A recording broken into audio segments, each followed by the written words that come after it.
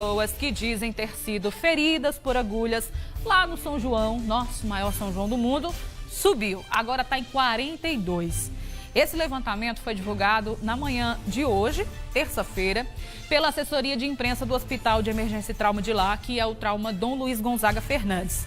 E ontem, o delegado Henri Fábio concedeu uma nova coletiva de imprensa com mais informações sobre esses novos casos e sobre o andamento das investigações. Então, primeiro, vamos dar uma olhada nessa coletiva. O que é que o delegado apresentou, então, sobre o andamento de tudo lá direto de Campina Grande? Bota aqui, reportagem na tela. No domingo de madrugada, por volta de meia-noite e meia, 1 hora da manhã, a Polícia Militar foi acionada e informada que em determinado local, numa área externa do Parque do Povo, havia um recipiente plástico, uma sacola, com 4 seringas no interior da mesma. Certo? Eles diligenciaram imediatamente no local e realmente encontraram essas 4 seringas sem agulhas, apenas com um pequeno bisturi junto. Um homem estava próximo ao local e foi encaminhado à delegacia. Ele negou ser dono das seringas e foi liberado. E ele não foi trazido como suspeito, ele foi trazido uma pessoa para dar declarações, até mesmo para saber se ele tinha visto quem teria deixado e para dirimir qualquer dúvida. O material genético foi prontamente encaminhado para análise no Hospital de Trauma. Foi detectado que ele estava diluído em soro fisiológico, mas não havia contaminação. Realizados os testes, HIV 1 e 2 negativos, hepatite B negativo, hepatite C negativo, sífilis negativo. Foi constatado ainda que o líquido havia sido refrigerado, o que causou estranhamento às autoridades. A gente começa a partir do pressuposto de que existe algo principalmente assim, essa estranheza que nos foi relatada pelo fato do material encontrado estar diluído em soro fisiológico e ter sido refrigerado, é algo que nos leva a realmente querer aprofundar cada vez mais o inquérito policial para buscar entender o que está acontecendo. Ele destaca que nenhuma hipótese pode ser descartada, até mesmo de que agulhas e seringas estejam sendo utilizadas como armas brancas. Se nós lembrarmos, eu acho que há 1, 2 anos atrás, nós tínhamos um boom de facadas. Nesse mesmo período, eu acho que todos vocês sabem disso, a gente tinha 20, 30 pessoas com facas. E aí, hoje a gente tem 20, 30 pessoas que estão se dizendo feridas por agulha. Qual é a grande diferença? Porque gera um medo natural muito maior. Por quê? Porque a gente já associa a questão da agulha a um tipo de contaminação que a pessoa tem. Mas eu trato, na verdade, como apenas a agressão. Rapaz, não dá para tratar só como agressão, não. Por quê? Porque foi encontrado lá seringa com sangue.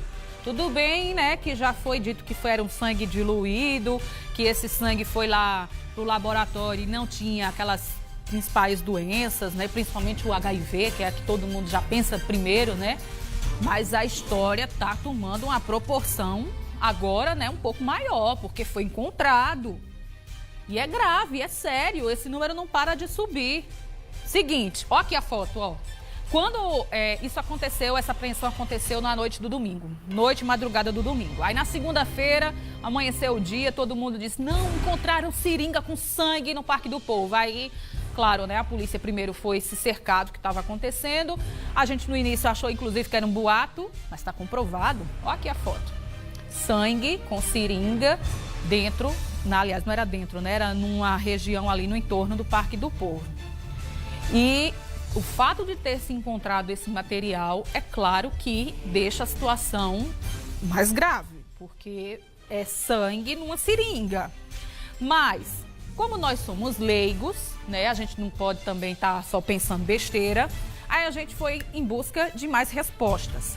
E aí agora eu vou trazer o Everton. Everton conversou com um médico infectologista, Dr. Fernando Chagas, sobre essa história dessas agulhas que foram encontradas no Parque do Povo. Será que a gente tem que ter medo mesmo de alguma coisa? Será que É risco mesmo ou não? Oi, Anne, boa tarde para você, boa tarde para todo mundo que está acompanhando a gente. Falamos diretamente do Clementino Fraga para trazer mais informações sobre isso tudo, né? Esse caso que está chocando a Paraíba, está trazendo aí muita repercussão, vários casos, mais de 40 pessoas que foram atendidas em Campina Grande. Aqui em João Pessoa a gente vai falar então com o Dr. Fernando Chagas, que é infectologista no Clementino Fraga. Primeiro, tirar algumas dúvidas, né? Entrevista bem didática mesmo para trazer para você de casa alguns esclarecimentos. Foram encontradas algumas agulhas que estavam com sangue ali congelado.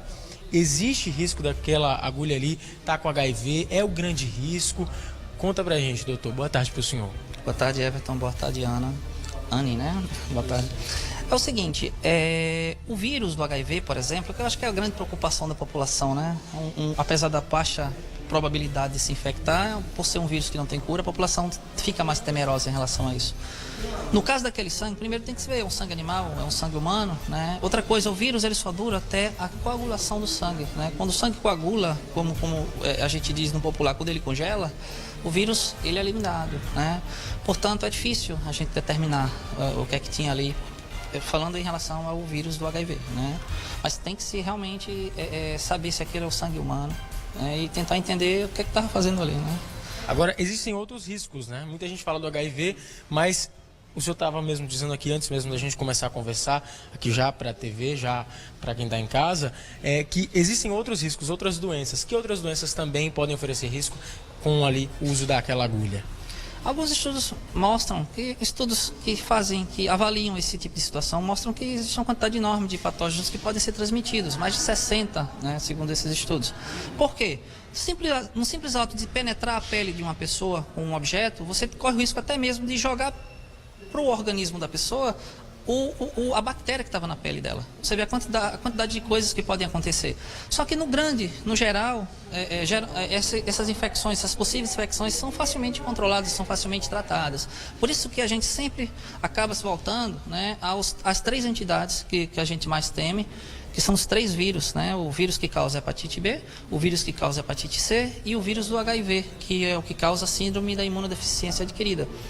Por conta de que os outros realmente são uma probabilidade muito grande de micro-organismo que pode causar doenças, mas que a gente tem como tratar, né? Aí se você me perguntar, por exemplo, o que fazer numa situação dessa, no que o paciente é exposto, no que ele é perfurado? Bem, primeiro o paciente precisa manter a calma, né? E no local da ferida, ele tentar retirar um pouco de sangue, tentar lavar aquilo ali e procurar o serviço especializado. Para a gente avaliar os riscos não só dessas três entidades, esses três vírus, mas também, claro, de possíveis outras infecções. Um exemplo, por exemplo, que poderia ser citado aqui, seria o tétano, né? A gente não pensa no tétano quando há aquela agulha utilizada dentro do hospital, porque são agulhas estéreis, mas na rua a gente não sabe nem sequer se realmente era uma agulha. Então também tem que se pensar na questão da vacinação do tétano. Esse paciente está protegido, o que é que a gente pode fazer, né? Agora, o senhor bem falou aí que tem que procurar ajuda médica e essa ajuda tem que ser rápida. Porque a gente viu também que lá em Campina Grande teve pessoas que procuraram ajuda médica só no outro dia, depois da festa em Campina Grande. Como é essa recomendação? Olha, a gente segue, como não existe um protocolo específico para uma violência com um perfuro cortante, né? O que é que a gente orienta? A gente está considerando o mesmo protocolo que se utiliza quando um profissional de saúde se fura com agulha durante o seu trabalho, né?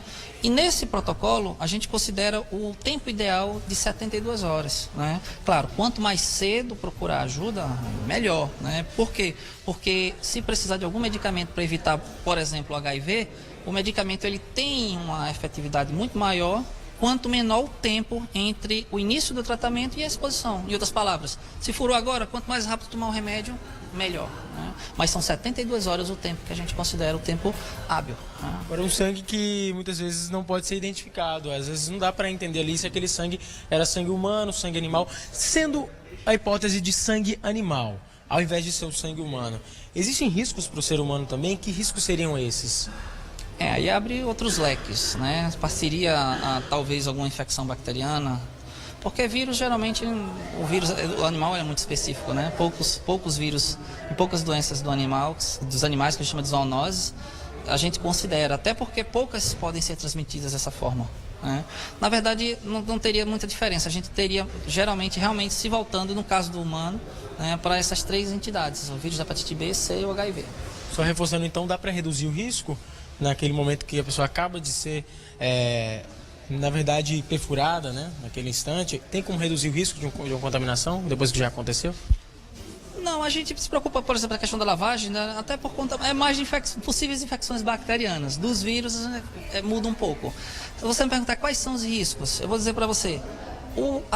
A entidade clínica, o vírus que tem o maior risco realmente é a hepatite B, né? Chega-se a 67%, né? Uma probabilidade considerável de chance de se transmitir.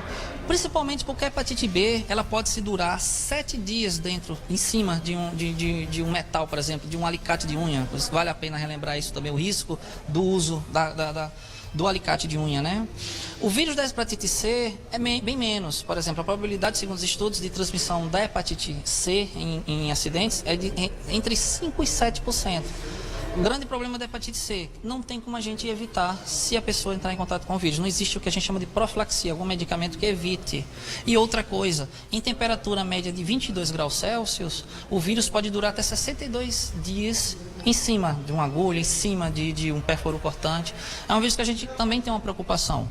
Boa notícia é que de uns anos para cá se desenvolveu a cura dessa entidade, da hepatite C. Algo impensável há 10 anos atrás, hoje o Ministério mesmo distribui o medicamento e a gente pode fazer um tratamento específico, né? E por último o HIV. O risco de transmissão do HIV, gente, é de 0,3%. É 0,3%, é isso mesmo.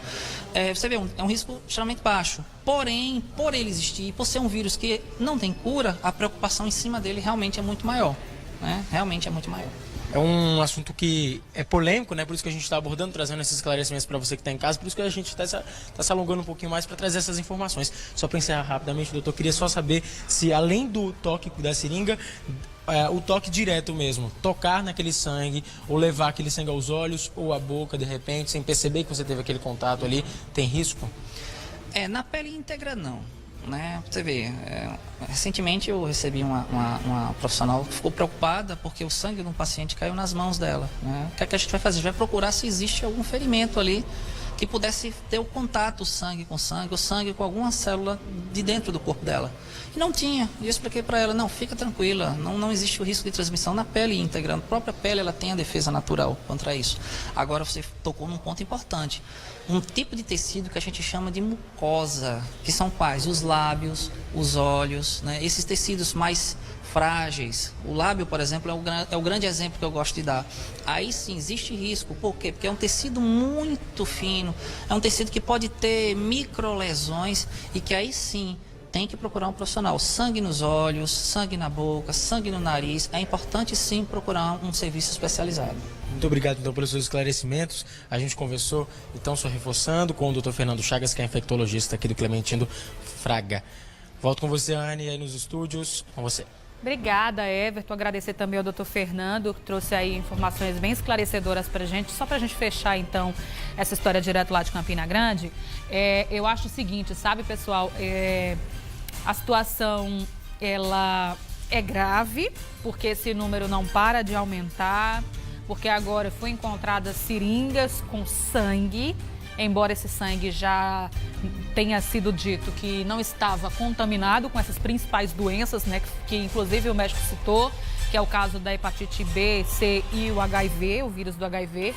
Mas existem infinitas outras possibilidades, como também o médico falou, né? Então, o caso é grave, nós já temos aí, hoje é dia 19, começou dia 8, então mais de 10 dias de festa.